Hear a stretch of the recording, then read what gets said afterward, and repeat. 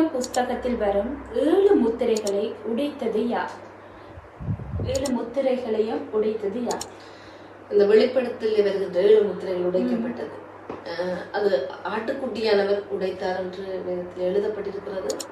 ஆமாம், அப்படி ஆட்டுக்குட்டியானவர் உடைத்தார் என்று சொல்கிறீர்கள். அதற்கு ஆதாரத்தை காட்டி சொல்ல முடியுமா? இந்த ஆட்டுக்குட்டியானவர் என்பது இயேசு கிறிஸ்துவை குறிக்கிறது. ஏன் இயேசு கிறிஸ்துவை குறிக்கிறது என்று நான் சொல்லுகிறேன் என்றால், இருந்தவரும் இருக்கிறவரும் வரப்போகிறவருமாகிய அவரை குறிக்கிறது. அதாவது இயேசு கிறிஸ்து தான் இருந்தவர், இருப்பவர், வரப்போகிறவர்.